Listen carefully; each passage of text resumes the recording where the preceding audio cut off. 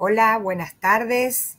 Bienvenidos todos y todas a esta segunda clase o segunda jornada de la Diplomatura de Perspectivas de Género y Diversidad. Hoy nos toca la clase a cargo de la doctora Leticia Lorenzo, a quien le damos la bienvenida, y les voy a dejar con nuestra coordinadora Carolina para que nos explique la temática de la clase de hoy y las presentaciones pertinentes. Así que a todos y a todas, bienvenidos y espero que disfruten esta diplomatura. Buenas tardes a todas las personas presentes. Como primera medida, les voy a comunicar que la clase de hoy tendrá un primer bloque que será desde las 17 horas hasta las 18:45 y el segundo bloque estará dado desde las 19:10 a 20:30 horas. Durante el transcurso del horario que les enuncié, podrán hacer preguntas que irá contestando la doctora, pero más precisamente las contestará desde las 20:30 horas a las 21 horas. Como bien lo dijo la directora de la diplomatura, la doctora Piscirilo, esta segunda clase está a cargo de la doctora Leticia Lorenzo. Ella es abogada, egresada de la Universidad Nacional de Buenos Aires, es juez penal de Neuquén desde el año 2018 a la fecha. Es profesora de la Universidad Nacional de La Pampa, es consultora externa y capacitadora del Centro de Estudios de Justicia de las Américas. Es docente de universidades como Aquirno de Bolivia, de la Universidad Técnica de Oruro. Es autora de diversas publicaciones como Ser los Caminos de la Prueba, Visiones acerca de las Justicias, Litigación y Gestión para el Acceso, Manual de Litigación Civil CEJA, Manual de Litigación, entre otras muchas obras. Desarrolló también varias investigaciones sobre la implementación de reformas judiciales en diversos países de América Latina, publicada por el Centro de Estudios Judiciales de las Américas. Y bueno, fui muy sintética para mencionar la vastísima trayectoria de la doctora Leticia Lorenzo y es un honor contar con usted, así que le cedo la palabra, doctora.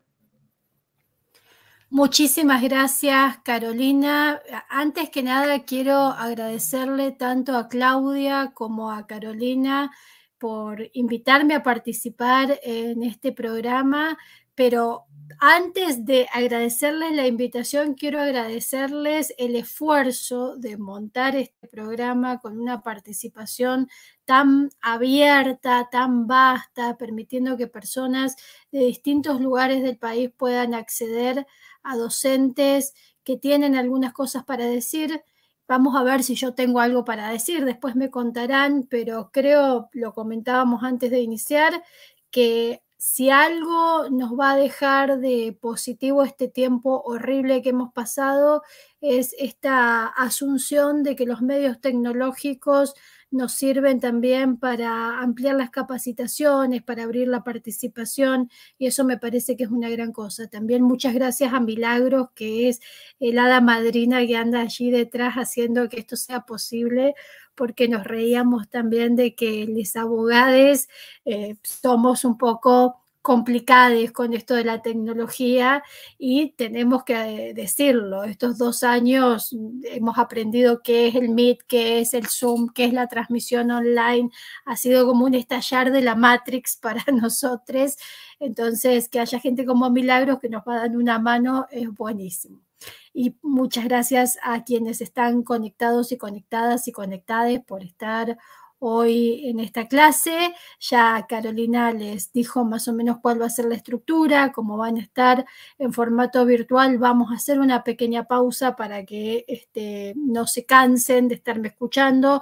Quienes me conocen, que también he visto ahí en el chat que hay varias personas que conozco y que me dan ganas de empezarles a saludar una por una, pero se me iría todo el tiempo. Pero quienes me conocen saben que soy bastante charlatana, así que no les quiero atosigar hablándoles 4 horas de corrido. Vamos a hacer un pequeño receso para que puedan ir a cargar el agua del mate o a buscarse algo para tomar al baño y demás. Y en el transcurso de la clase yo voy a tratar de ir leyendo las preguntas que hagan o las cosas que surjan para ver si están contenidas en la presentación que les voy a pasar o si hay algo en específico que responder, y vamos a tratar de dejar un espacio al final por si hay alguna pregunta puntual que haya quedado sin responder. Vamos a hablar, después de lo que han conversado con Julieta de Corleto, me siento un poco intimidada porque, bueno, Julieta es lo máximo, es una gran docente y sabe mucho de estos temas. Y hoy nos toca hablar en específico del lenguaje y las sentencias. Lo voy a ampliar un poco en la presentación porque no voy a hablar solamente de las sentencias, voy a hablar del lenguaje en el ámbito judicial en su conjunto, ¿no? Porque a veces ponemos mucho énfasis en lo que tiene que tener una sentencia o lo que no puede tener una sentencia, pero la realidad es que los poderes judiciales están permanentemente comunicando, no solo a través de las sentencias, comunican cuando reciben una denuncia, comunican cuando toman una declaración, comunican cuando toman una resolución intermedia en un proceso. Entonces vamos a hablar del lenguaje y el sistema judicial en general. Y yo les voy a compartir pantalla, en algunos momentos voy a sacar la presentación para que no se les haga tan pesado porque hay láminas que tienen mucho texto. Ustedes van a tener la presentación completa una vez que terminemos la clase. Me interesaba compartirles la primera parte porque quiero un poco contarles por qué elegí ciertas cosas que elegí. Entonces vamos a partir de allí y denme 2 segundos que ya estamos. Aquí estaría la presentación que les voy a compartir. Esta es la presentación a la que ustedes van a poder acceder y está contenida la clase que vamos a transcurrir en el día de hoy. ¿De qué vamos a hablar en el día de hoy? Vamos a hablar de 2 ejes, o vamos a tomar 2 ejes para la clase, que son por una parte el lenguaje inclusivo y por otra parte el lenguaje claro, que son 2 ámbitos del uso del lenguaje en materia judicial sobre los que se viene desde hace bastante tiempo discutiendo, debatiendo. A veces hay como unos enojos que se hacen difíciles de comprender, ¿no? Porque sobre todo en lo que tiene que ver con el lenguaje inclusivo aparecen personas que están absolutamente enojadas. Mi idea en la tarde de hoy es contarles algunas concepciones personales, algunos usos personales, pero sobre todo explicarles las razones de esos usos y de esas concepciones. Y para eso, yo soy muy fan de Mafalda, creo que hay una tira de Mafalda para cada ocasión, entonces quería partir con este pequeño diálogo que tienen Mafalda y Miguelito, donde se ve de qué se trata la perspectiva para mí, porque fíjense que ahí Miguelito está con su dedo diciendo qué sorprendente que mi dedo es más grande que la torre de aquella casa, ¿no?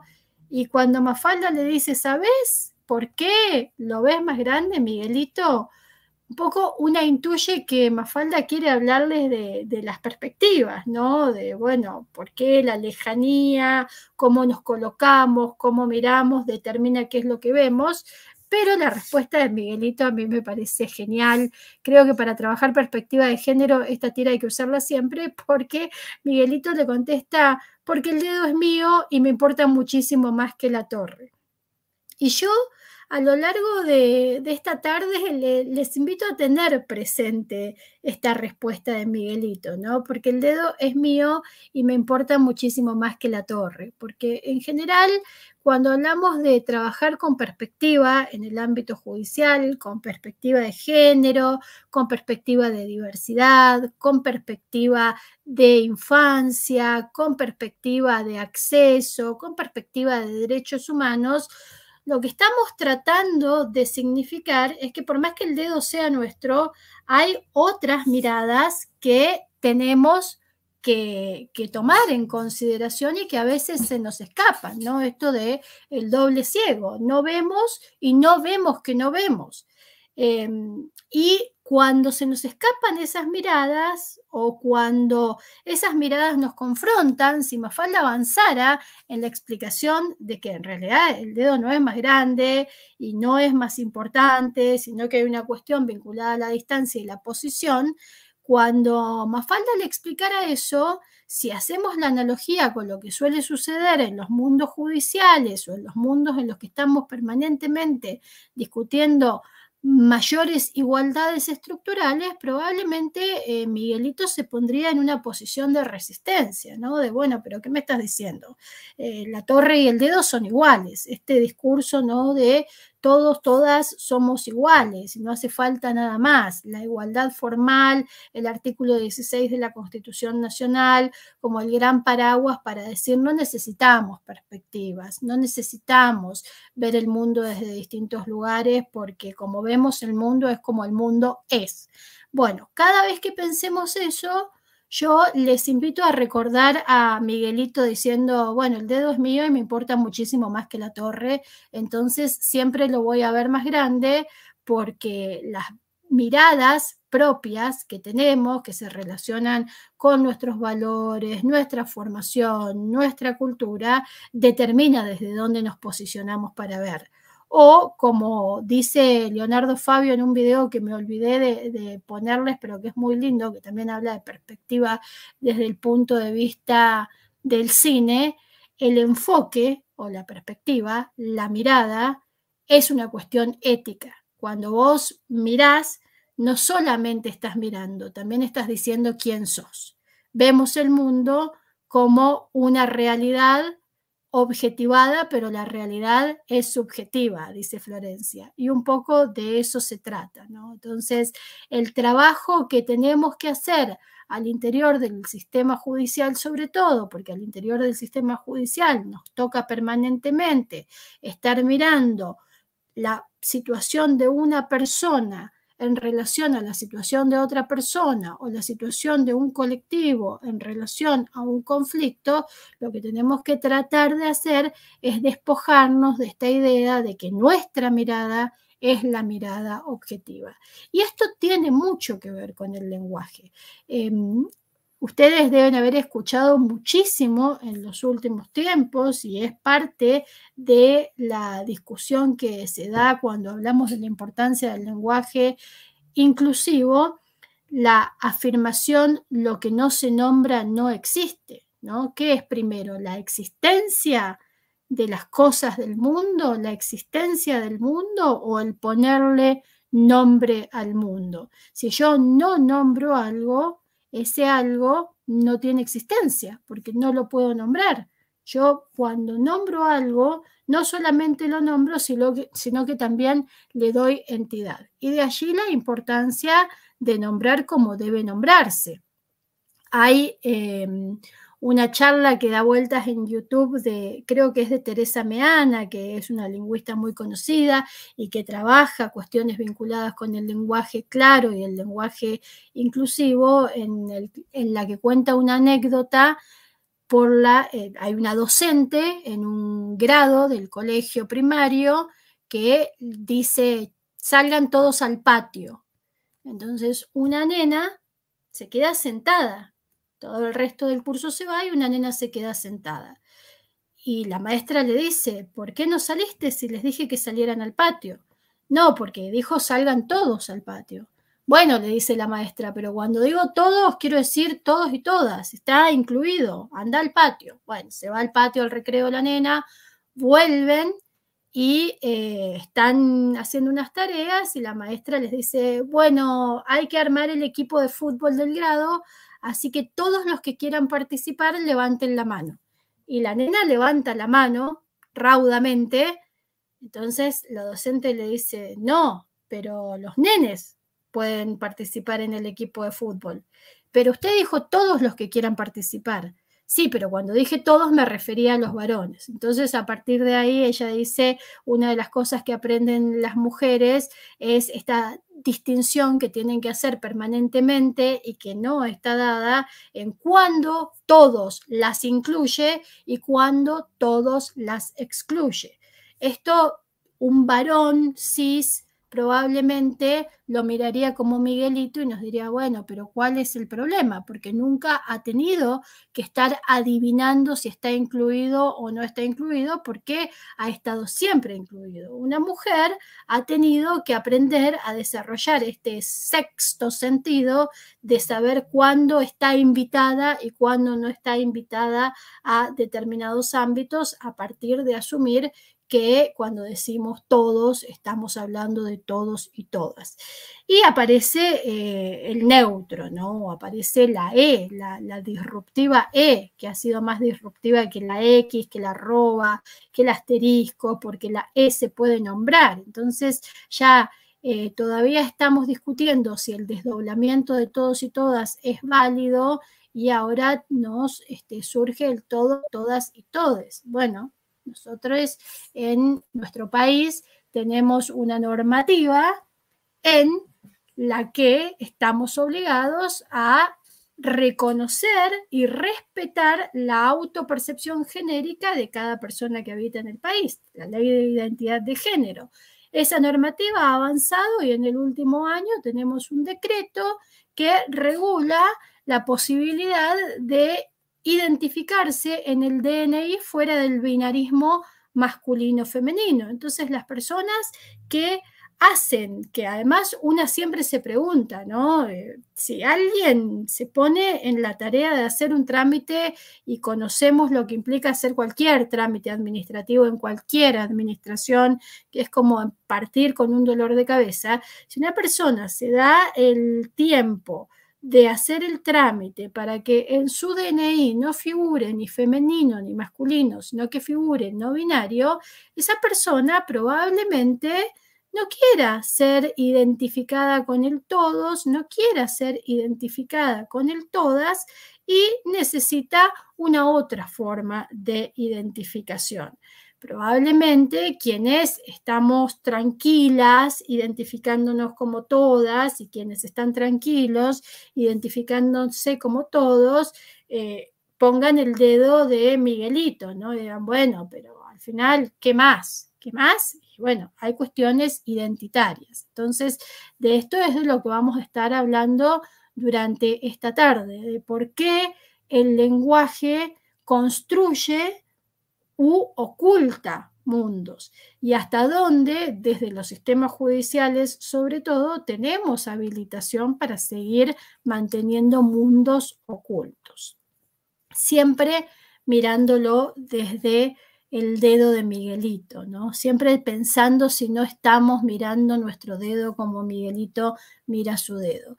Y por otra parte, si esto fuese un taller, veríamos ahora estos videos, como las conexiones en general traicionan cuando pasamos videos. Se los voy a dejar en la presentación para que ustedes los puedan ver después en algún momento, pero quería contarles cuál es el sentido de traerles estos videos como punto de partida en esta clase.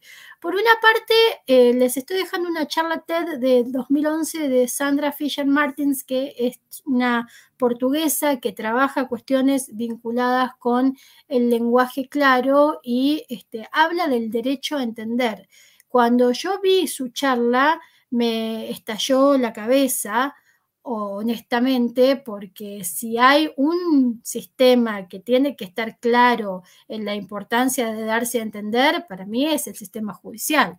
Por supuesto que el resto de los poderes también tienen una obligación de darse a entender, pero el sistema judicial, que resuelve cosas sobre la vida de las personas, tiene que tener muy presente que de nada sirven sus resoluciones si esas resoluciones no son comprendidas. Y ella, en esta charla, que no es muy larga, dura 15-20 minutos, cuenta cómo a partir de un diálogo con su portero, cuando volvió a Portugal, se dio cuenta que había, que su portero en particular, pero luego fue avanzando, indagando qué pasaba, y se dio cuenta que había muchísimos habitantes de Portugal que no accedían a determinadas prestaciones de la seguridad social porque la forma en que les comunicaban que tenían por ejemplo, aprobada una prótesis para hacerse una cirugía, era tan difícil de entender que la gente recibía las cartas y no les daba la mayor importancia, las tiraba.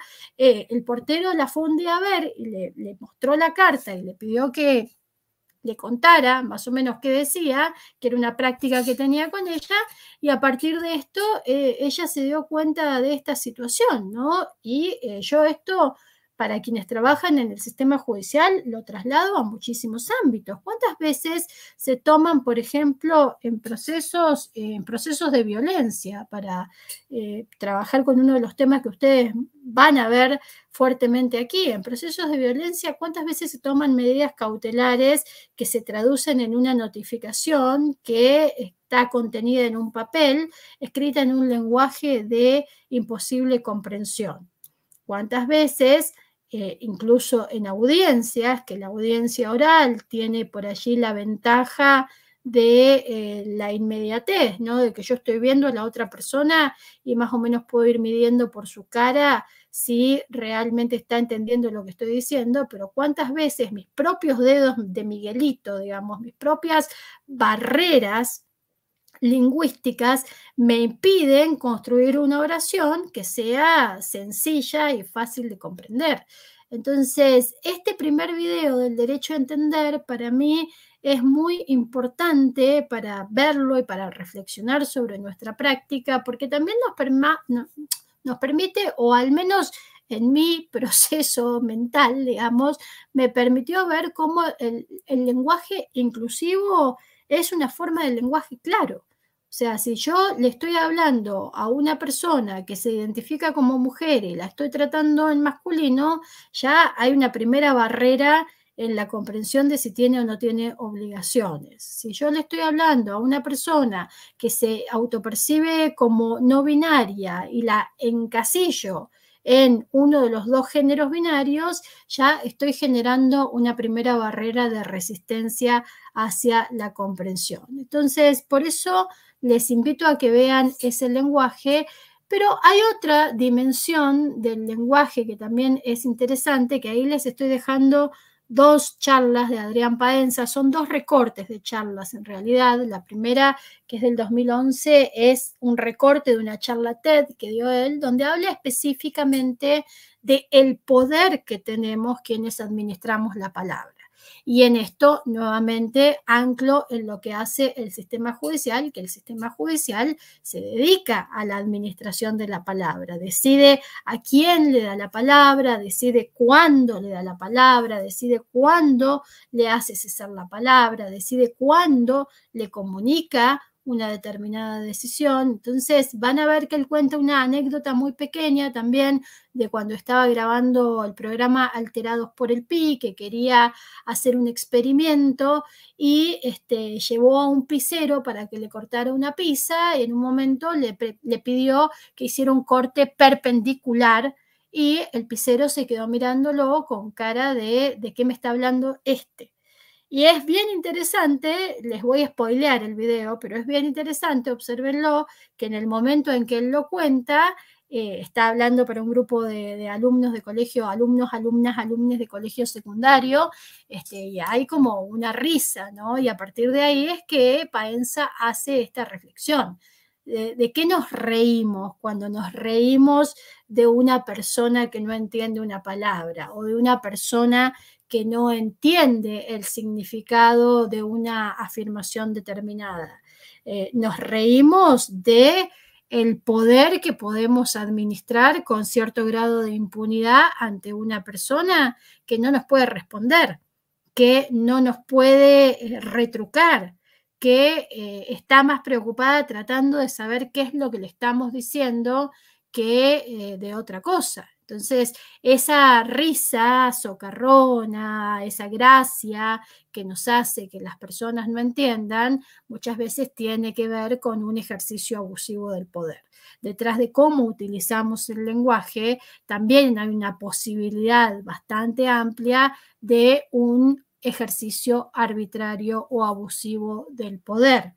Y nuevamente, pensando en abogadas, abogados, abogades, les invito a pensar cuántas veces no construimos determinadas afirmaciones barrocas, engorrosas, extensas, y detrás de eso lo único que estamos haciendo es dejar afuera a la persona que estamos representando o a la persona sobre la que estamos decidiendo.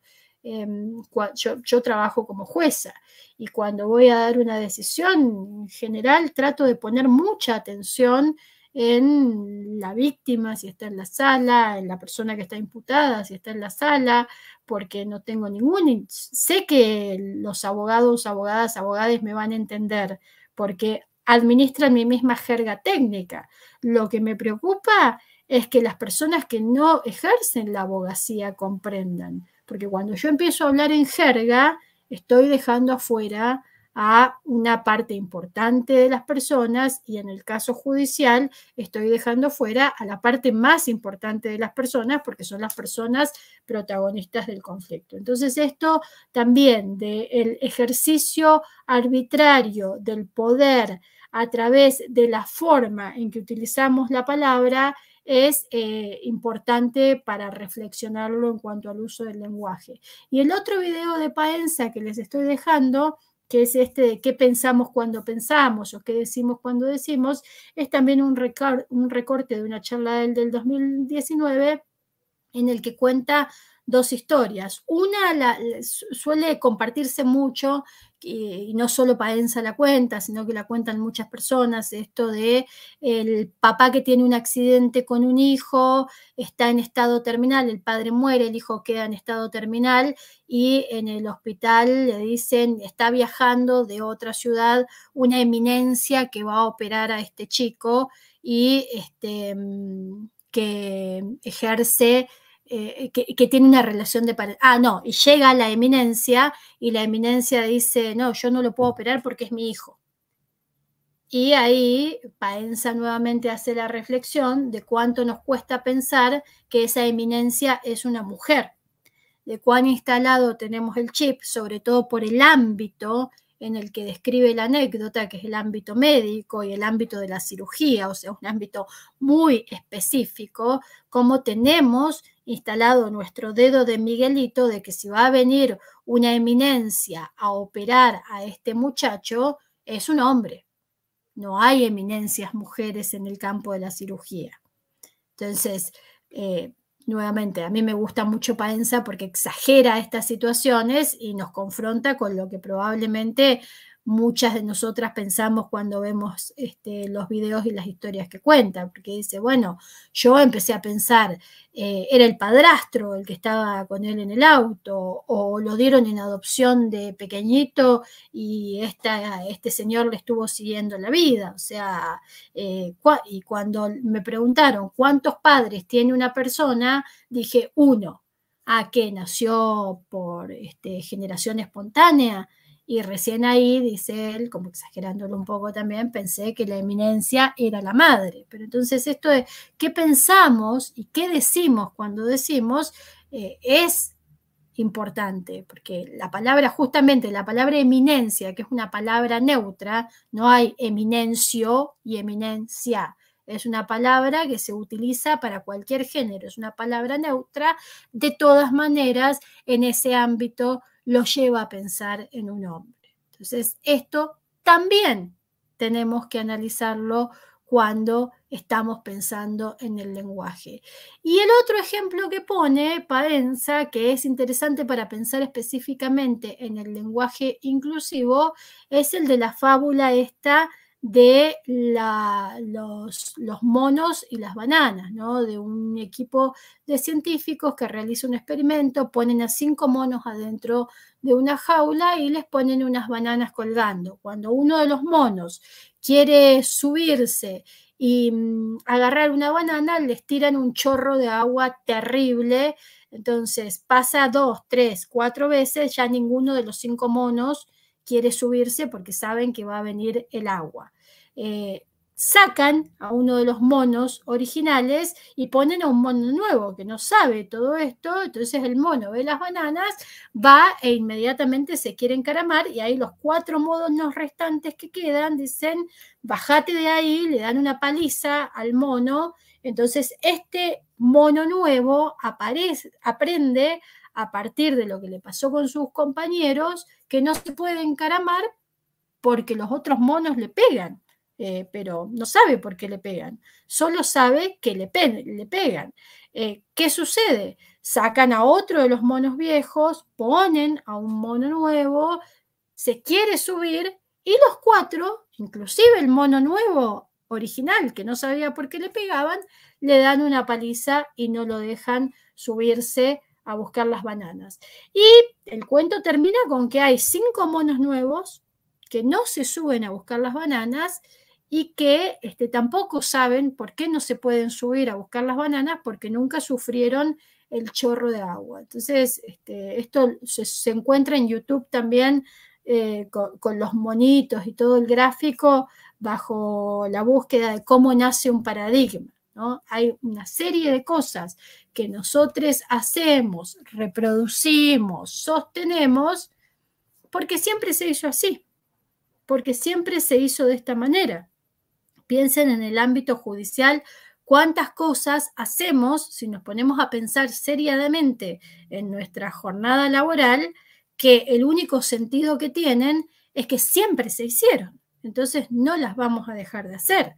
Este tiempo, con la pandemia, con la obligación de utilizar nuevas tecnologías, nos ha roto un montón de esquemas que nos parecían imposibles en términos de notificaciones, de participación, de asistencia, de realización de audiencias, de virtualidad, de cargas electrónicas, de expedientes electrónicos, todas cuestiones que probablemente si no hubiésemos tenido una pandemia habrían seguido todavía a un paso muy lento tratando de hacerse paso. Y muchas de ellas solamente bajo el argumento de que siempre se hizo así. Entonces, cuando hay tanta efervescencia, ¿no? Y tanta resistencia, más allá de que un poco más adelante vamos a ver que desde el punto de vista gramatical, sí, hay expertos, expertas que tienen una serie de explicaciones sobre por qué no puede usarse la E, pero al final del día la explicación es una explicación bastante conservadora de siempre se hizo así. El dedo de Miguelito. Todos, siempre fue todos y todas. Entonces, pensar desde esta lógica también nos invita a pensar cuántas cosas defendemos y sostenemos porque le encontramos un sentido y cuántas cosas defendemos y sostenemos porque aprendimos que había que defenderlas y sostenerlas. Yo en este segundo grupo hay algo que defiendo a veces sin mucho sentido. Y es mi amor por el Club Atlético River Plate. El fútbol, para quienes están asistiendo a la clase y les gusta el fútbol, el deporte en general, yo porque soy muy fan del fútbol, no tiene demasiadas explicaciones cuando una se hace hincha de un club. De hecho, en general nos hacemos hinchas de clubes por nuestros familiares, por nuestras amistades. No es que nos pasamos los primeros 15 años de nuestra vida analizando los torneos locales para ver cuál es el equipo que tiene el esquema de juego que más nos satisface. Nos hacemos casi que sentimentalmente hinchas de un club y desde allí sufrimos, defendemos. Entonces yo, sin demasiado sustento para sostenerlo, digamos, en un proceso judicial, por ejemplo, diría, River es el mejor club del mundo. Claro, yo soy fanática de River, lo amo, pero también tengo claro que es lo único que defiendo a veces irracionalmente. En el resto de las cosas trato siempre de darme la oportunidad de pensar si realmente esto que estoy defendiendo tiene algún sentido más allá de siempre se hizo así. Entonces, eso también es importante y por eso les dejo esos 2 videos de Paenza. Y finalmente, cuando se empezó a debatir más profundamente el lenguaje inclusivo y más extensamente el lenguaje inclusivo, uno de los cuestionamientos que aparecía como con mayor frecuencia era el de, bueno, pero si querés ser inclusiva, Sí, Adela, soy de River, lo lamento mucho, pero quiero mucho a Riquelme, si sirve de algo. Cuando se empezó a debatir, decía seriamente y extensamente, y aparecieron, sobre todo cuando aparecieron ámbitos institucionales que empezaron a utilizar la E. Ustedes deben haber visto que algunas universidades sacaron resoluciones adoptando guías de lenguaje inclusivo y demás. Ahí una de las críticas que empezó a aparecer fue, bueno, pero si son tan inclusivos, aprendan lengua de señas, o si son tan inclusivos, traduzcan todo al braille. Que digo, si leen en esas críticas cómo se escribe lengua de señas, van a ver que las personas que en general hacen esas propuestas desconocen bastante sobre lengua de señas. Y si leen que la exigencia es que se traduzca todo al braille, también van a ver que desconocen bastante de personas con discapacidad visual. Yo por eso les estoy dejando también una charla de Constanza Orbaiz de 2017, también una charla TED. Constanza Orbaiz es una psicopedagoga que tiene una discapacidad, tiene parálisis cerebral y ella se hizo muy conocida después de esa charla porque dice dos cosas que son maravillosas. Esa que está ahí, especiales son las pizzas, por esta cuestión de llamar a las personas con discapacidad personas especiales, ¿no? Y también dice otra cosa que es buenísima, que es ¿cómo es que lo dice? Capacidades especiales, porque en algún momento también se habló de personas con capacidades especiales. Capacidades especiales tienen un balde y un vaso. Las personas no tienen capacidades especiales. Pero entonces, si hacemos una mirada hacia atrás, hoy en día casi todas las personas estamos bastante familiarizadas con la terminología y sabemos que la terminología adecuada para hablar de personas con discapacidad es personas con discapacidad.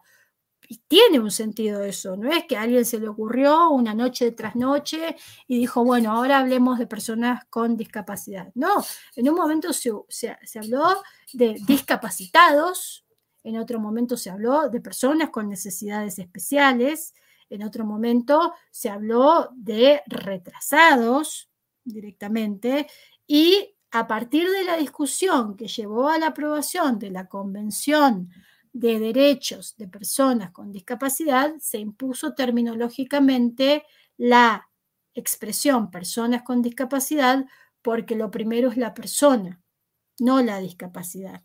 Lo primero es la persona. Entonces, cuando hablamos de personas con discapacidad, podemos hablar de personas con discapacidad auditiva, personas con discapacidad visual, pero si ustedes googlean, van a encontrar que atrás de la afirmación personas con discapacidad hay una tremenda discusión. No es un terreno fácil y llano y fértil en el que apareció la expresión, sino que hubo disputas de lenguaje en términos de cómo se nombraba a un determinado grupo social, al grupo social de las personas con discapacidad. Entonces, esto también, y por eso les invito a ver esa charla, porque ella, más allá de esto, que me parece que es lo más relevante en términos de lenguaje, también en su charla pone muchos ejemplos de cómo se construyen las relaciones con ella y cómo esta mirada como paternalista, ¿no?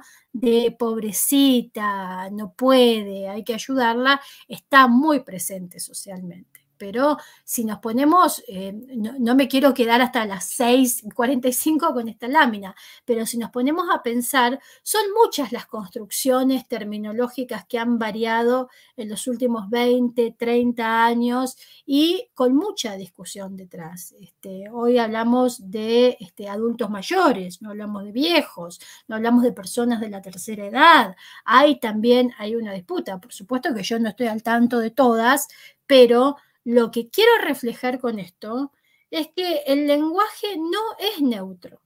El lenguaje no es neutro. Cuando yo, en lugar de decir una persona con discapacidad, digo digo una discapacitada, estoy poniendo a la discapacidad antes que a la persona y así voy a mirar a esa persona.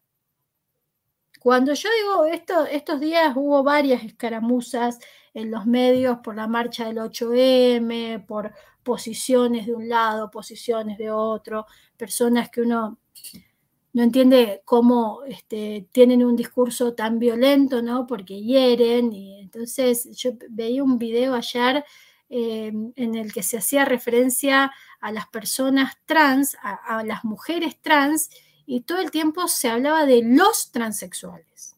Los transexuales. Los transexuales. Ahí hay una intencionalidad.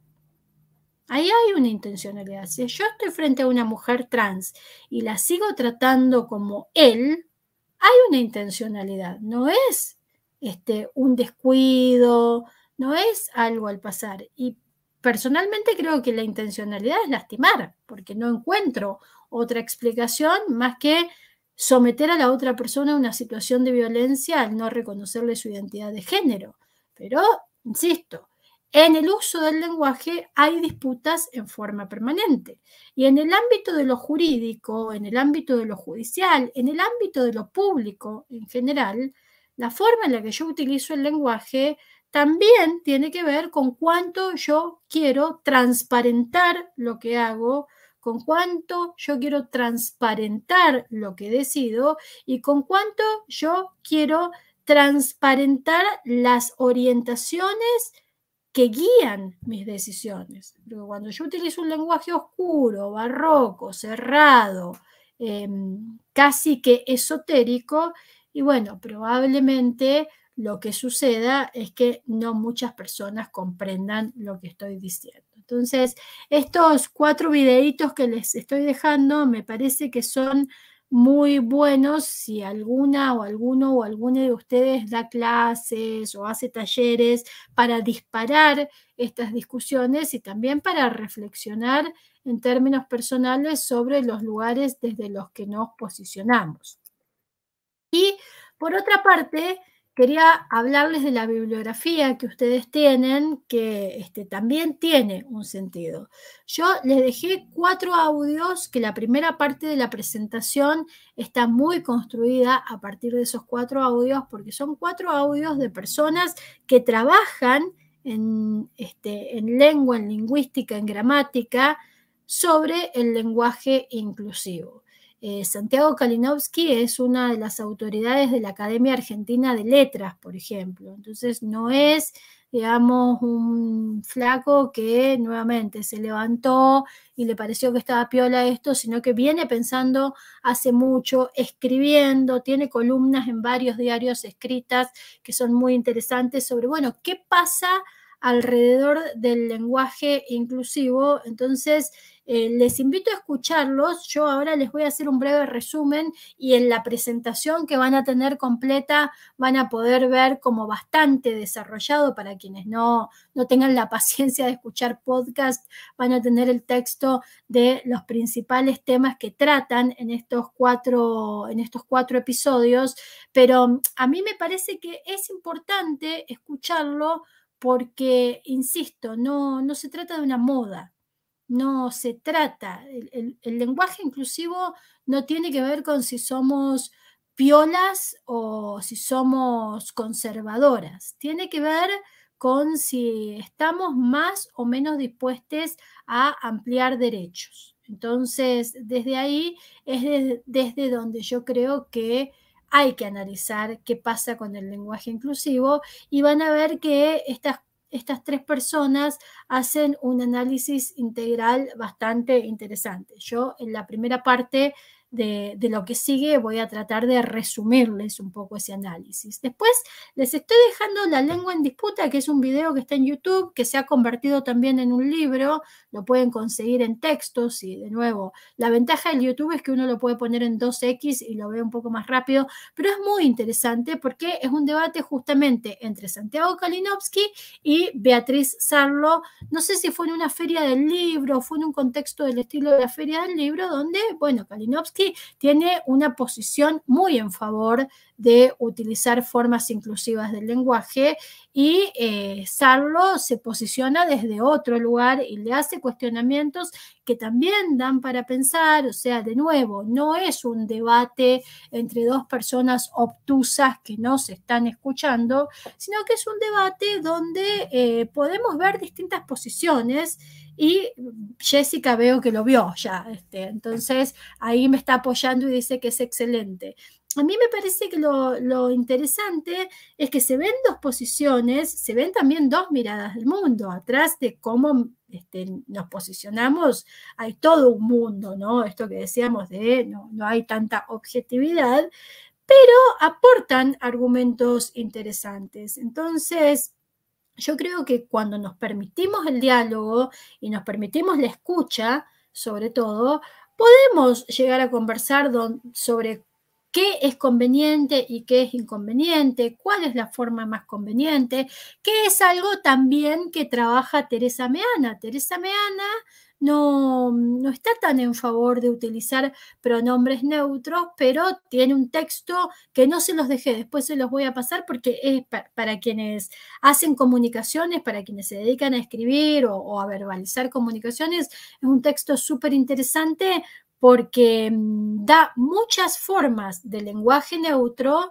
que no llevan al desdoblamiento o a la triple afirmación necesaria cuando usamos las y los, las, les y los, pero también hay formas inclusivas que tienen que ver con utilizar formas neutras del lenguaje, por lo menos salirnos de la posición de que cuando decimos los estamos hablando de todas las personas. Ahí Alberto está citando a Beatriz Preciado, que también es una autora súper interesante para ver estos temas porque habla mucho de cómo la palabra construye, ¿no? De cómo las realidades se construyen a partir del uso de la palabra. Entonces, este debate entre Sarlo y Kalinowski es interesante para esto, para salirnos un poco como de la lógica del debate televisivo. Sí, ahora es Paul Preciado, es verdad, ahí nos está corrigiendo Alejandra, ahora es Paul Preciado. Pero este debate, les decía, nos sirve para salirnos como de la lógica del Twitter, ¿no? De los 140 caracteres en los que no le respondí a tu argumento, sino que te respondí a vos y te maté y te aniquilé. Es un debate bastante más interesante. Y después les estoy dejando un texto para quienes trabajan más en el mundo jurídico o judicial de Patricia Gómez. Patricia Gómez es una autora que ha trabajado mucho sobre el lenguaje aquí en nuestro país, que habla del androcentrismo jurídico y la subalternización de sujetos de derechos a través del lenguaje. Y les traje allí un ejemplo que toma ella en su texto, que es bien interesante, de cómo las expresiones de los tribunales van cambiando a través del tiempo y cómo esto tiene que ver con la forma en que nos posicionamos, ¿no? Y la forma en que entendemos determinadas categorías.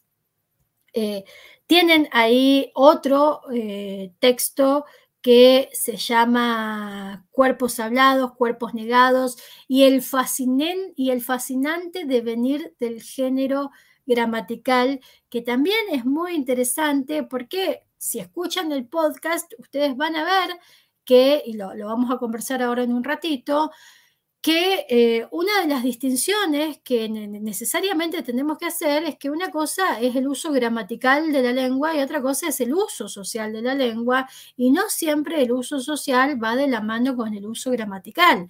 Y les pongo un ejemplo muy cotidiano, porque no sé si les pasa a muchas de las personas que están acá, pero muchas personas estamos fascinadas con un juego que salió a partir de Twitter, que es una especie de ahorcado virtual, ¿no? Que todos los días te dan una palabra y la tenés que adivinar, una palabra de 5 letras, y te mantiene la cabeza entretenida pensando qué palabra es. Y hay otro juego que no es tan conocido, el Wordle, creo que se llama el que más circuló, que es palabras, digamos, en inglés.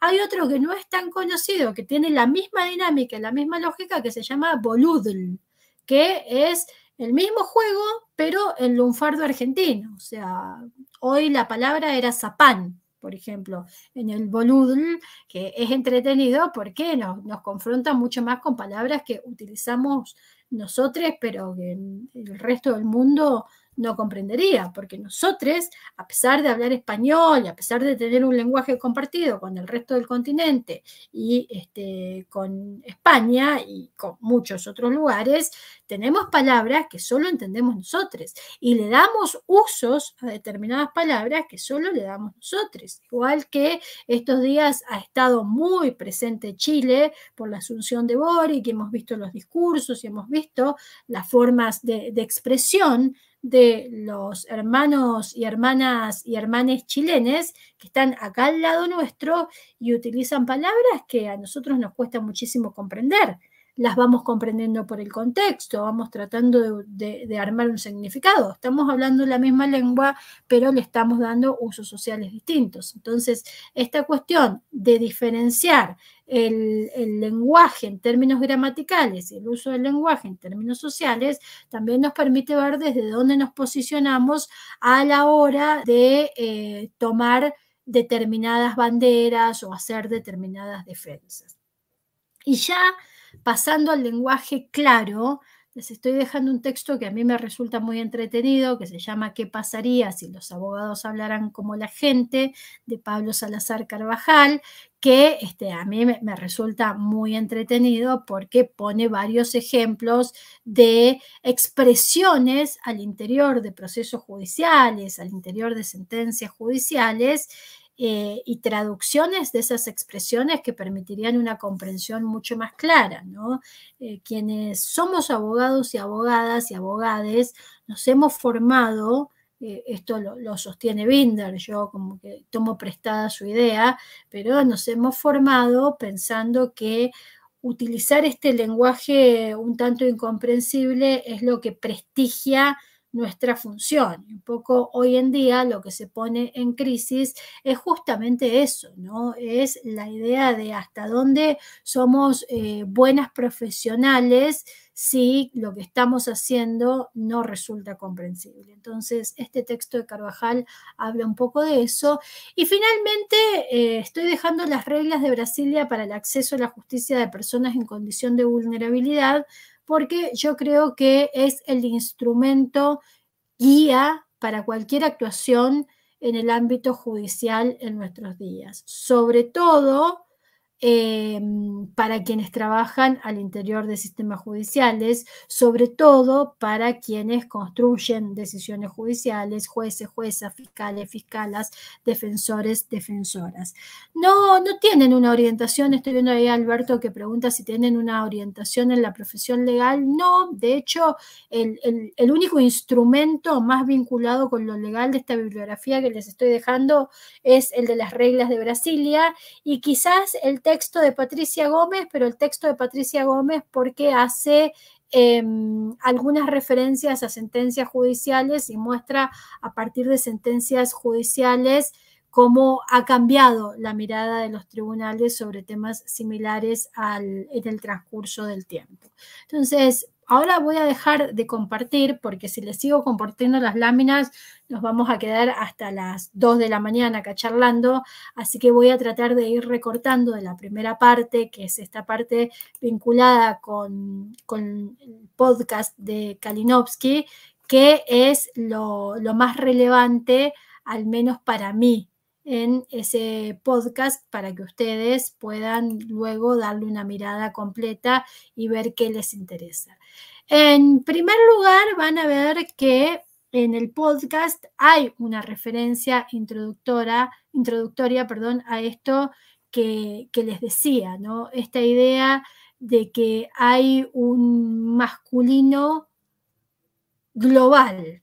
El femenino es un género siempre marcado. Hacen la diferencia entre el género marcado, hablando de género gramatical, entre el género marcado, que es cuando yo estoy apuntando en determinada dirección, y el género no marcado, que el género no marcado cuando se da, cuando estoy hablando en genérico.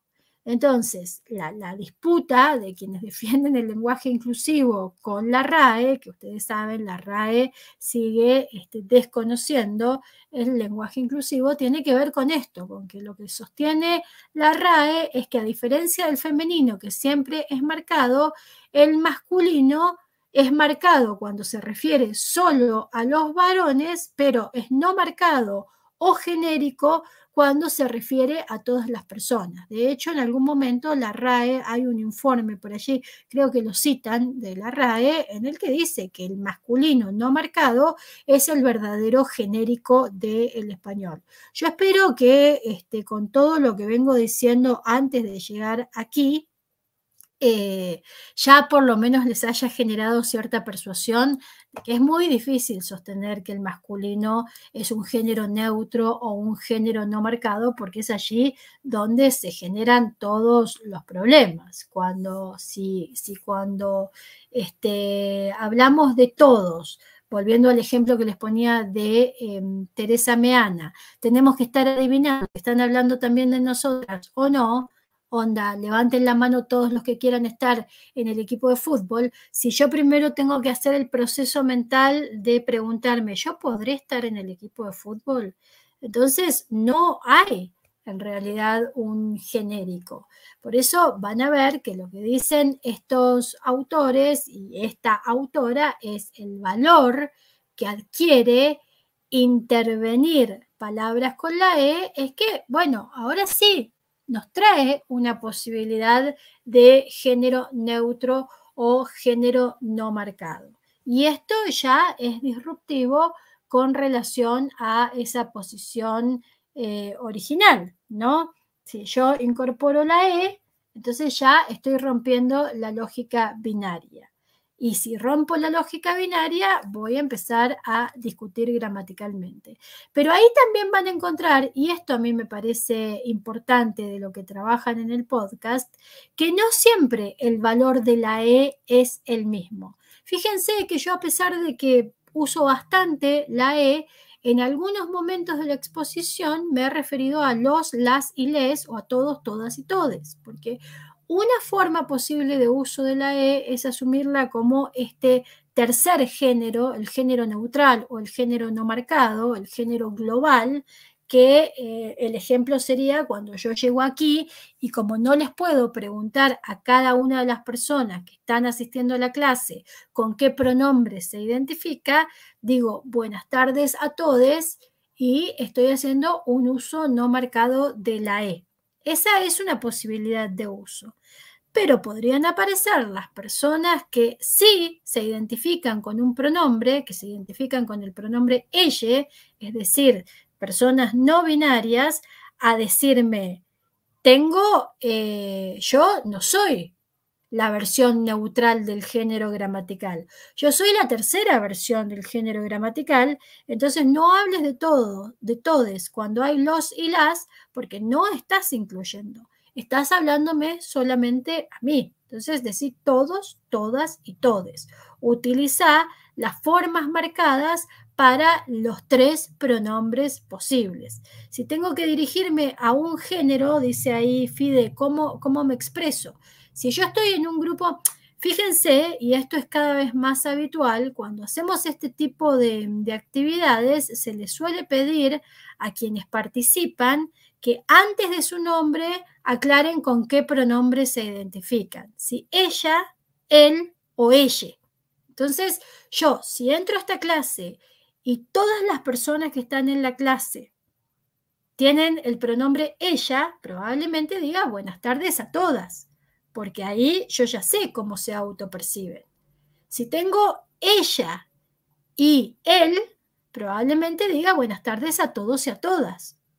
Si tengo ella, él y ella, probablemente diga buenas tardes a todos, todas y todes, porque tengo los tres géneros marcados.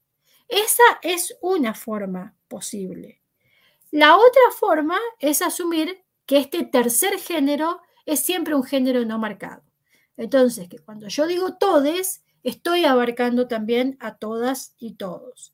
Y no dudo que muchas de las personas que están aquí deben estar diciendo, bueno, tanto lío por una expresión, pero realmente detrás de esta expresión hay una autopercepción de ciertas personas. Entonces, quizás a las personas que son las personas no binarias, que más militan el uso del pronombre ella, no les resulte simpático que de repente nosotros usemos ellas para referirnos a todes, incluyendo el todos y todas, porque hay ahí una disputa al interior del lenguaje, no de dilución, sino de reconocimiento particular.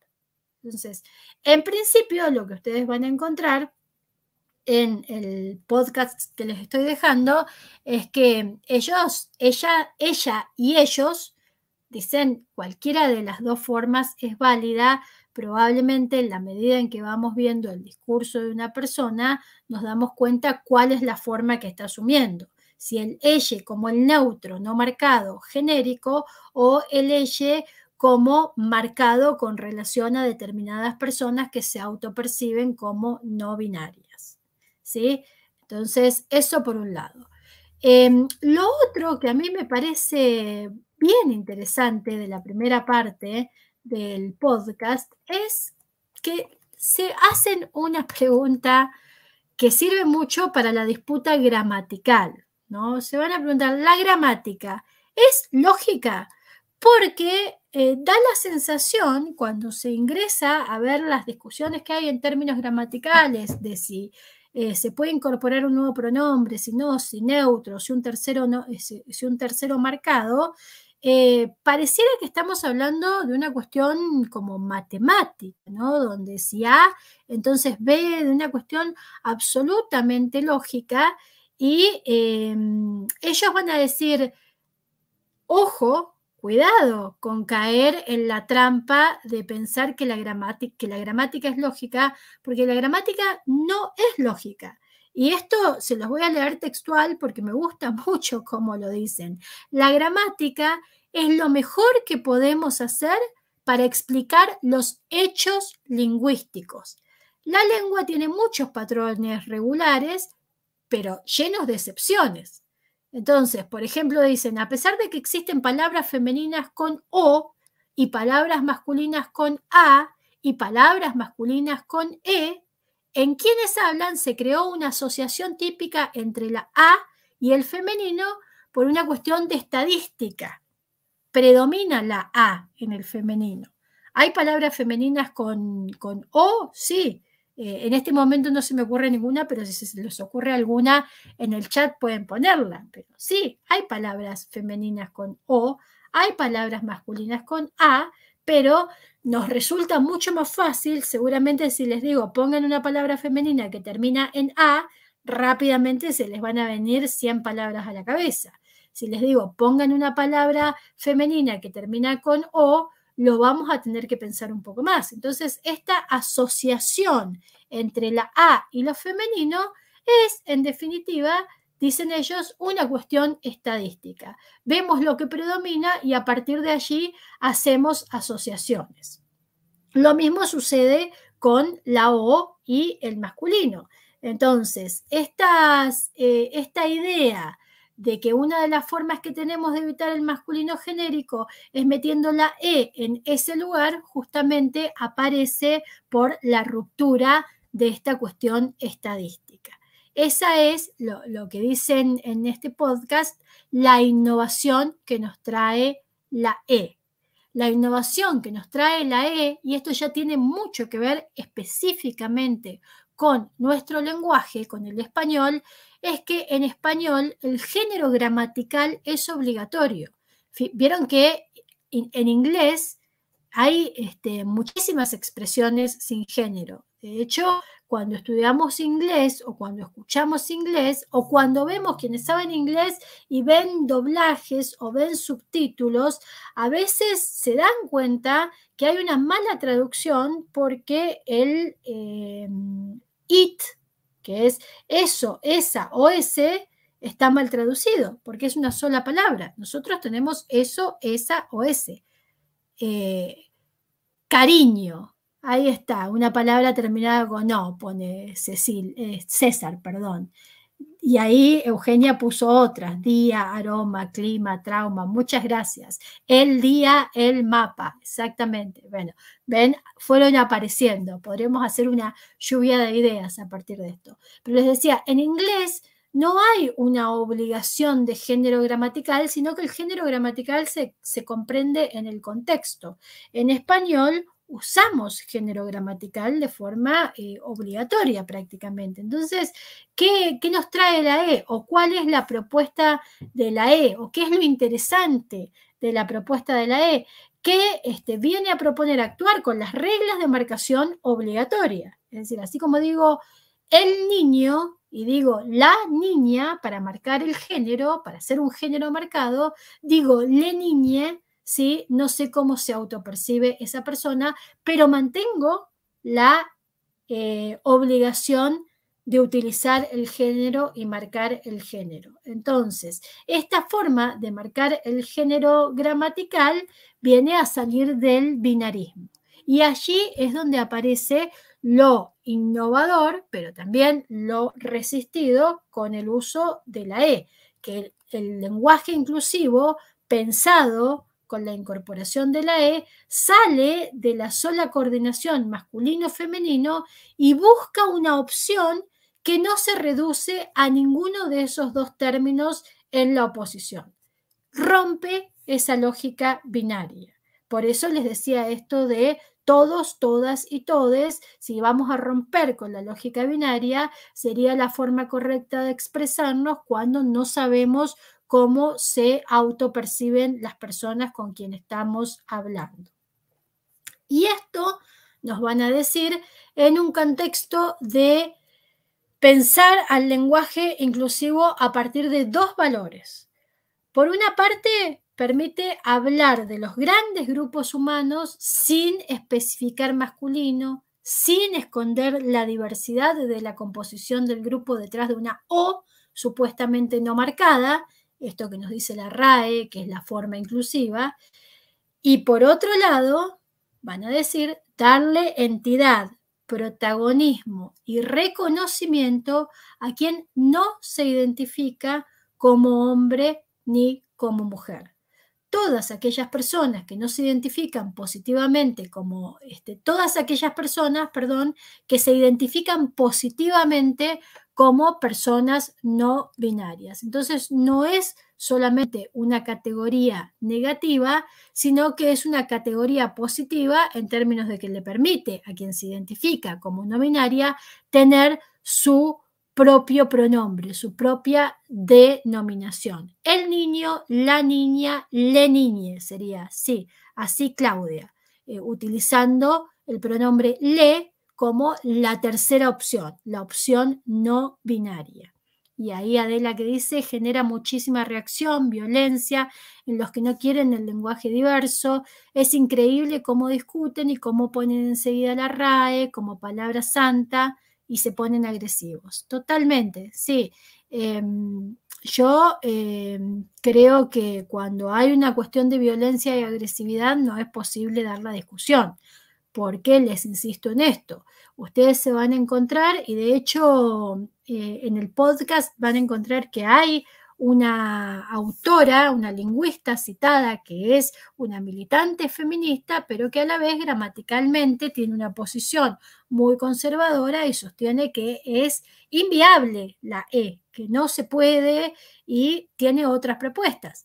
Teresa Meana no es una anti-E, pero habla de las formas neutras del lenguaje como una forma de inclusión de repente más armónica, si se quiere, ¿no? No está todo cerrado. El tema es si hay una apertura a la discusión o si es me opongo porque me opongo. Y allí es donde yo les insisto en recordar esto que les decía hace un momento. La gramática no es lógica y no es aritmética. La gramática lo que va haciendo es recopilar, sistematizar y sintetizar determinados usos de la lengua, estableciendo algunas reglas que por supuesto que nos hacen la vida más fácil a todos, todas y todes. Pero eso no quiere decir que si el día de mañana en lugar de escribir M, B larga, escribimos N, B larga, no sé, se va a morir un miembro de la RAE. Entonces, atrás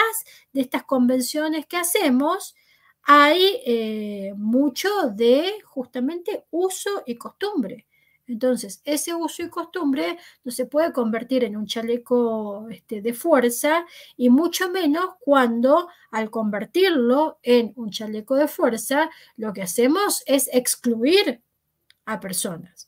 Es excluir a personas. Si estamos pensando desde una mirada inclusiva, lo que tenemos que hacer es preguntarnos cuánto daño real nos causa que se incorpore el uso de la E, pero en términos concretos, ¿no? En términos de la defensa, ultranza de una cuestión que no sabemos, no se me ocurre cómo defenderlo a mí, probablemente porque tengo muy puesta la mirada en las ideas de Kalinowski, pero realmente no veo que haya un gran problema con esto. Cuando García Márquez dijo que la ortografía no tenía ningún sentido, todos dijeron que era un genio.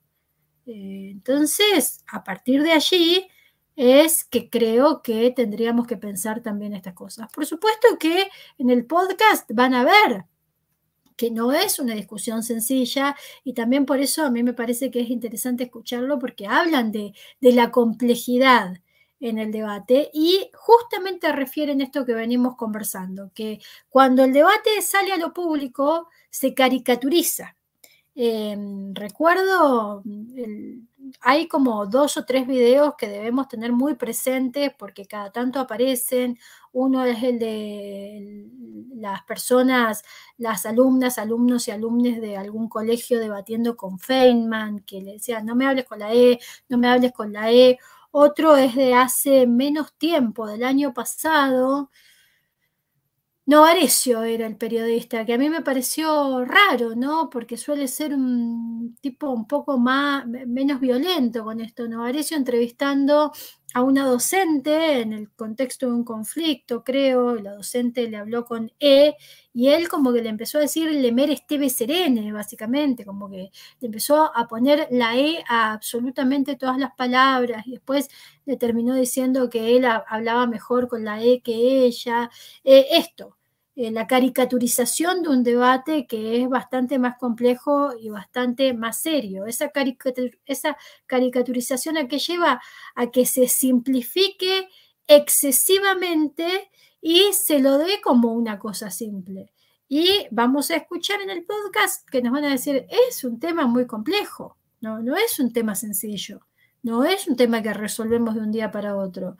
Muchas veces se quiere hacer una crítica a la propuesta gramatical basada en ideas de género o a las ideas de género basadas en categorías gramaticales. Y esto es lo que marcan en el podcast. La gramática tiene sus reglas, tiene sus términos, tiene sus elementos, y desde ahí, que es desde donde trabaja bastante Kalinowski, tiene una explicación del lenguaje inclusivo. Una explicación del lenguaje inclusivo basada en estas características de la gramática. Pero hay todo otro aspecto que excede a la gramática, y es un poco de lo que va este diplomado, que tiene que ver con las luchas identitarias detrás del reconocimiento de determinadas palabras. Si esto fuera una discusión sobre si decimos el calor o la calor, esas cosas que cada tanto aparecen como anecdóticas, bueno, uno diría, pero cuando estamos discutiendo este tema, no estamos discutiendo solo en términos de reglas gramaticales, sino que también estamos discutiendo en términos de reconocimiento de identidades y de luchas identitarias que nos trascienden, que probablemente muchas de las personas que estamos en esta clase ni siquiera lleguemos a dimensionar porque no nos han atravesado los cuerpos. Entonces, esa segunda dimensión es la que desde la gramática no se puede criticar porque la gramática se queda corta con relación a ese tema. Entonces, nos van a decir, la lengua es política. La lengua es política. Y justamente el gran desafío que nos trae el lenguaje inclusivo o la gran apertura de ventana que nos trae el lenguaje inclusivo es que nos permite identificar las luchas políticas que hay detrás de la lengua. El problema de cómo la diversidad se esconde detrás de la O no es un tema que haya aparecido con la E, es un tema que viene desde hace muchísimos años y que tiene relación con todo lo que ustedes van a estar viendo en este curso. Tiene que ver con la transformación legislativa, tiene que ver con los cambios en las concepciones desde la política, no es algo que haya aparecido con una discusión gramática. Pero aún así, lo que ustedes van a ver, y no sé si todos, todas, todes saben, es que esta propuesta de utilizar la E no es una propuesta que le surgió a Ofelia Fernández en una toma del Colegio Nacional hace un par de años atrás. Esta propuesta ya la hizo en el siglo XX, concretamente en 1976, un aficionado a las cuestiones lingüísticas que era ingeniero y se llamaba Álvaro García Meseguer. ¿Y qué decía Álvaro García Meseguer? Que lo van a encontrar citado en el podcast. Como en castellano se emplea el género gramatical masculino como género extensivo, es decir, aplicable no solo al varón, sino también a personas con valor genérico, la consecuencia es que casi siempre hay una ambivalencia semántica y siempre hay una ocultación de la mujer al par que una masculinización rutinaria de la mente. Esto es interesante, una masculinización rutinaria de la mente. Con las desinencias en O y en A son, en la mayoría de los casos, propias del masculino, como las desinencias en O y en A son en la mayoría de los casos propias del masculino y el femenino, y acá viene esto, insisto, 1976. Una solución sencilla consiste en asignar la desinencia E al género común, es decir, a la persona.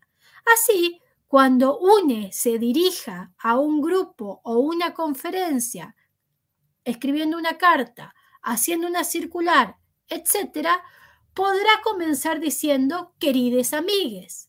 Les trabajadores podrán escribir en sus pancartas reivindicativas estamos hartes de ser explotades. Les polítiques podrán llamar compañeros a sus partidarios. Les progenitores podrán educar a sus hijos más fácilmente en forma no sexista. En los periódicos, los anuncios solicitarán une cocinere, une abogade o une secretarie. Álvaro García Meseguer, 1976.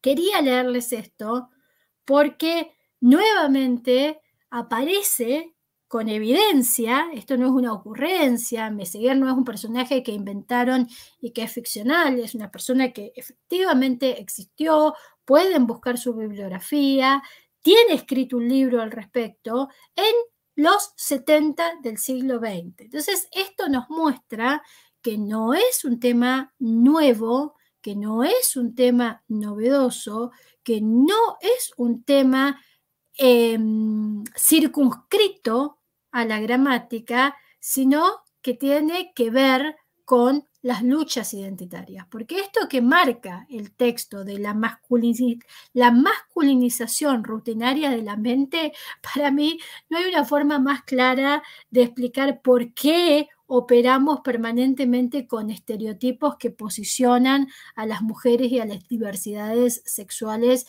en una situación de desigualdad, porque tenemos esta masculinización rutinaria que no, por supuesto que no hay una intencionalidad de las personas detrás de esto, sino que son nuestras construcciones culturales. Y ahí, mientras voy hablando, nos enteramos todos de que Diego Alderete nació en el año en el que se escribía esto. Entonces, esto es una cuestión que me parece interesante. Ahí, después que volvamos del receso que vamos a hacer, Pau, voy a hablar un poco de las sentencias y si quieren les puedo compartir algunas. Y María José dice, es necesario promover el respeto tanto a los que se sienten identificados con un género como a los que no. Caso contrario, las transformaciones serían más difíciles de entender. Totalmente, totalmente. Esto tiene que estar basado en el respeto hacia todas las personas. Entonces, de repente, si yo no me siento cómoda utilizando la forma con la E, lo que puedo hacer es tender a esta neutralización del lenguaje, que en realidad es lo que yo intento hacer permanentemente. Por eso hablo de las personas por encima de todos o de todas o de todes, porque me parece que es más sencillo. Hay muchas formas de utilizar el lenguaje de manera inclusiva. Yo creo que la orientación o el norte en el uso del lenguaje, sobre todo para quienes trabajamos en ámbitos en los que se toman decisiones o militamos en organizaciones o brindamos algún tipo de servicio, tenemos algún tipo de relación con grupos poblacionales en situación de vulnerabilidad, yo creo que nuestro uso del lenguaje tiene que tener como guía rectora no profundizar el dolor. No profundizar el dolor. Entonces, si yo tengo un discurso respetuoso con la otra persona, o como me imagino que a muchas de las personas que están aquí alguna vez les debe haber pasado, una cosa es que yo hable de los transexuales con esta intencionalidad de decirle a una mujer trans, vos no sos mujer. Una cosa es ese escenario y otra cosa es el escenario de una persona que viene y me dice, mirá, yo estoy aprendiendo esto, no es porque quiera ofenderte o negarte, necesito reaprender un montón de cosas y estoy en ese proceso. Bueno, no nos podemos posicionar de la misma manera ante esos dos escenarios porque son dos escenarios distintos. En el primer escenario hay una intencionalidad orientada al sufrimiento. En el segundo escenario hay una intencionalidad orientada al respeto, reconociendo las propias limitaciones, que todos, todas y todes las tenemos, sin lugar a dudas, y no es un tema cerrado. Por eso les insisto en esto que dice Kalinowski y sus compañeros. Es un tema complejo y es un tema para debatir respetuosamente. A mí si viene Teresa Meana y me dice, yo no voy a usar el todes, pero puedo construir un discurso absolutamente inclusivo, yo primero le voy a pedir que me firme un autógrafo y después le voy a aplaudir, porque no tengo dudas de eso. No le voy a decir, no, porque tenés que usar el todes. Cada quien tiene que usar la forma de lenguaje que le resulte más cómoda para causar el menor dolor posible y generar la mayor inclusión posible. Esto siempre en los entornos en los que nos movemos, ¿no? Pero también fíjense lo que dice Messeguer en 1976 sobre la crianza de les hijes, cuando él dice... Como era la frase exacta, se me perdió acá. Los progenitores podrán educar a sus hijos más fácilmente en forma no sexista, porque en el uso del lenguaje también hay una cuestión vinculada con cómo construimos el sexismo. Hay un video, busquen en YouTube género y estereotipos y seguramente que les va a aparecer entre los primeros videos un experimento que hicieron en Inglaterra, si mal no recuerdo, claro, porque el inglés no es un idioma que marque género, entonces le dicen a las niñas de un jardín de infantes que dibujen un bombero, un cirujano, un policía, pero en realidad como el inglés no marca género, lo que están diciendo es, dibujó una persona que apaga incendios, dibujó una persona que hace cirugías, dibujó una persona que trabaja en la policía, dibujó una persona, no me acuerdo cuál es la cuarta categoría, pero la mayoría de los nenes y las nenas dibujan varones. Y después las docentes hacen ingresar a una cirujana, a una bombera, a una policía y no me acuerdo qué más, pero los nenes se sorprenden, las nenas se sorprenden de que haya mujeres. Y lo primero que dicen, y fíjense, estamos hablando del jardín de infantes, no es que estamos hablando del colegio secundario. El primer comentario que hace una de las personitas que está ahí en el aula es, están disfrazadas. Y después, cada quien se presenta, habla de lo que hace, bueno, y culmina el video con este mensaje de construyamos un mundo sin estereotipos, pero la educación sexista está en todas partes, está en el hogar, está en el colegio, con la maestra diciéndole no, vos al equipo de fútbol no, está en todas partes y así vamos construyendo visiones que son las que probablemente nos llevan cuando llegamos a la edad adulta a pensar que tenemos una causa que defender detrás del no uso de la E, cuando en realidad probablemente lo único que estemos haciendo es mantener a un montón de personas en la exclusión, en el anonimato, por un solo capricho, porque insisto, no hay una cuestión gramatical que vaya a hacer que salgamos eyectados del planeta si empezamos a usar la E. ¿No será, dice Diana, que con la implementación de estas nuevas palabras se busca, desde mi punto de vista, de manera forzada, concientizar y poner en escena la problemática de la desigualdad de género y diversidad? ¿No termina generando el efecto contrario, banalizando el debate y sirviendo de elemento argumentativo para quienes son detractores reales de la causa? Yo creo que no por esto, porque quería traerles la referencia del 76, porque no me quiero detener demasiado en esto, porque si no se volvería aburrido, y yo no tengo la experticia lingüística para hablar de esto, pero si ustedes van, la Universidad Nacional de Rosario, por ejemplo, tiene en línea 3 textos sobre el lenguaje inclusivo y gramática, en el que hay numerosas discusiones que no tienen que ver con el ámbito judicial o con el ámbito, sino que tienen que ver con las discusiones de la lingüística detrás de por qué es relevante utilizar estas nuevas formas de lenguaje. E insisto en esto, Diana, que decía al principio, las palabras crean mundos. Lo que yo no nombro no existe. Entonces, fíjense en materia de sentencias, que es lo que vamos a conversar cuando volvamos, en materia de sentencias, cuando yo no nombro a la persona que es víctima en un caso, lo que estoy haciendo es expropiarle completamente su conflicto.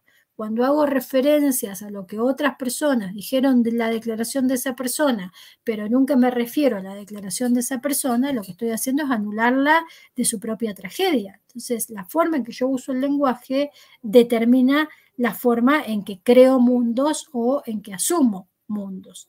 Y cuando no lo nombro, y ahí estoy totalmente de acuerdo con esto que acaba de decir Karina, también comunico, porque el no nombrar es una forma de comunicar. Entonces, pensándolo desde el paradigma de la inclusión, no nombrar o pensar que esto, y por eso les insisto también en esta idea de que no se trata de una moda, de que no se trata de una cuestión pasajera. Cuando avancen en el podcast, porque yo lo voy a dejar hasta acá, pero van a ver que tienen desarrollado qué es gramática y qué es discurso.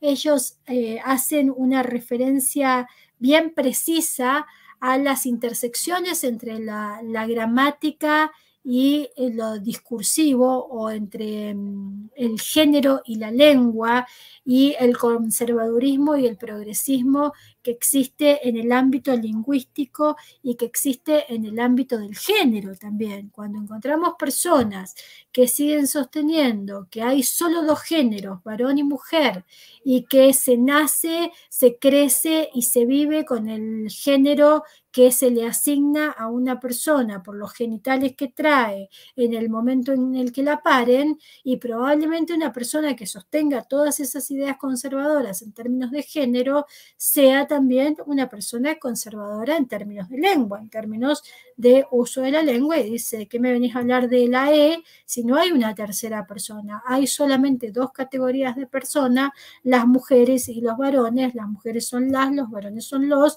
y el los abarca a todos. Ahí hay detrás una concepción, probablemente, no siempre, ¿no? Pero probablemente haya una posición conservadora del género. Cuando tenemos una posición menos conservadora o más progresista, que entiende que la genitalidad con la que nacemos no es el único elemento que determina nuestra identidad de género, entonces cuando encontremos personas que estén más dispuestas a asumir que el género es una construcción, probablemente veamos que hay una propensión a asumir formas inclusivas del lenguaje, y quizás la hay. Pero como les decía antes, que en el podcast hay un ejemplo, vamos a encontrar mujeres que a la vez que son muy progresistas, mujeres, varones, personas no binarias, que a la vez, dije mujeres porque estaba pensando en esta lingüista en particular que nombran en el podcast, que a la vez que son muy progresistas en términos de género como categoría política y social, son muy conservadoras en términos lingüísticos y van a decir que la gramática es inmodificable. Son dos planos de discusión distintos que tienen diversas intersecciones, digamos. También vamos a encontrar personas súper conservadoras en términos de género, pero que en términos gramaticales o son muy progresistas o no les importa nada. Entonces, en ese mundo nos estamos moviendo, y por eso es que decimos, no es tan sencillo, no es banal, no es algo de moda, es una discusión que trae mucho tiempo y que nos va a trascender. Quería referirme a algo que está al final del podcast, no me voy a seguir deteniendo porque si no, no vamos a pasar a la segunda parte, que es el ejemplo sueco que ponen en el podcast. En Suecia no hablan de lenguaje inclusivo. A mí me gusta mucho esta expresión. Hablan de lenguaje justo en términos de género. Suecia es uno de los países que incorporó gramaticalmente un tercer pronombre, no me acuerdo ahora, no lo podría pronunciar porque no sé sueco. El podcast, ya te digo cómo se llama del lenguaje inclusivo, y después les busco, cuando hagamos el receso, les busco el nombre del sitio que tienen en Spotify. Pero en la presentación les estoy dejando los links, así que no se preocupen. Pero bueno, en el último, son 4 episodios, y en el último episodio se hacen cargo de esto que se dice mucho también. Yo les quiero aclarar que yo vivo en Zapala, provincia de Neuquén, Patagonia, Argentina, porque algo que también se sostiene mucho para plantear oposiciones a la discusión sobre el lenguaje inclusivo es: esto es algo de porteños, esto es una cosa de porteños. Entonces, en el último episodio se preguntan, ¿esto es un invento de los porteños? Y el spoiler alert es que no es un invento de los porteños, y ahí explican todo lo que ha hecho Suecia como país en términos de generar un lenguaje más justo en términos de género, que tienen investigación permanente, por un lado, para medir la aceptación de los cambios que se van introduciendo en el lenguaje, y por otro lado, para generar evidencia que permita visualizar cuáles son los cambios necesarios. A mí lo que me parece interesante de esa experiencia que ellos y ella ponen, es que ves cómo hay una política pública detrás del lenguaje, y no solamente hay una política pública, sino que además lo que encontramos es una preocupación permanente por generar igualdad de género. Y esto basado en dos situaciones. Por un lado, el reconocimiento de que la gramática no es una religión. O sea, si yo hoy viniera acá a sentarme ante todas las personas que están viendo la clase y les dijera, no, bueno, los 10 mandamientos hay que cambiarlos, hay que actualizarlos. Yo, que soy agnóstica, tengo una visión mucho más clara y vamos a redactar los nuevos 10 mandamientos. Yo entendería que me saquen a las patadas, sobre todo las personas que profesan la religión católica, porque básicamente me van a decir, ¿quién sos vos para meterte con los dogmas de nuestra fe? Entonces, bueno, en el ámbito de las religiones, uno lo que puede hacer es profesar o no profesar una determinada religión. Si tiene ganas de discutir, puede entrar en debates sobre una religión, pero no puede proponer cambios sin siquiera pertenecer a una religión. Ahora, la gramática no es una religión. Y esta es una de las bases que vemos en Suecia, que en definitiva tienen una política pública alrededor de las cuestiones del lenguaje y producen evidencia, porque a nosotros nos encantaría ser como un país nórdico, pero nos olvidamos de todo el trabajo que lleva ser un país nórdico. Producen evidencia en forma permanente que les permite, por un lado, ver el grado de aceptación y por otro lado, ver qué modificaciones son necesarias. Eso por un lado, y por el otro lado, por eso me gusta mucho la expresión lenguaje justo en términos de género, hay una asunción real de que hay una desigualdad estructural, de que la igualdad formal que en general reconocemos en las constituciones no es suficiente porque hay una desigualdad estructural que muchas veces ni siquiera vemos, que es lo que nos marca que tengamos que ser mucho más proactivas, proactivos, proactives en términos de generarle a las mujeres y a las disidencias sexuales condiciones reales de igualdad. ¿Por qué? Porque tenemos que abandonar esto que en 1976 ya se nombraba como la masculinización rutinaria de la mente. La masculinización rutinaria de la mente tiene que ver con esto, con que somos, insisto, no vemos y no vemos lo que no vemos. Somos tremendamente sexistas y ni siquiera nos damos cuenta de que somos sexistas. Entonces, vamos a cerrar esta primera parte acá. Si quieren seguir dejando preguntas, ahí yo he tratado de ir contestando algunas cosas sobre las sentencias. Vamos a hablar en la segunda parte, pero también quería decirles que en el tercer episodio, que es el que pasé más por arriba, se refieren al sistema educativo y a las contribuciones o resistencias que surgen del propio sistema educativo, haciéndose cargo de que el desarrollo de contenidos escolares precisos, específicos, no es algo que surja así, que ahora hacemos una encuesta acá y decimos, bueno, a partir de hoy enseñamos esto, sino que hay todo un proceso detrás del desarrollo de contenidos escolares que también tiene que ser revisado en términos de preguntarnos esto, ¿no? ¿Cuán incluyentes o cuán excluyentes estamos siendo en la forma que le damos al lenguaje y en el uso que hacemos del lenguaje?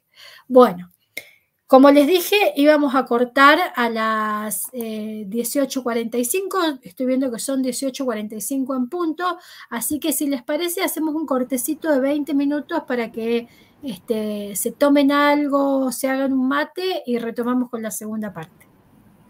Así es, muchísimas gracias, Leticia, la verdad que un lujo tenerte tan clara y tan, bueno, tanto por aprender.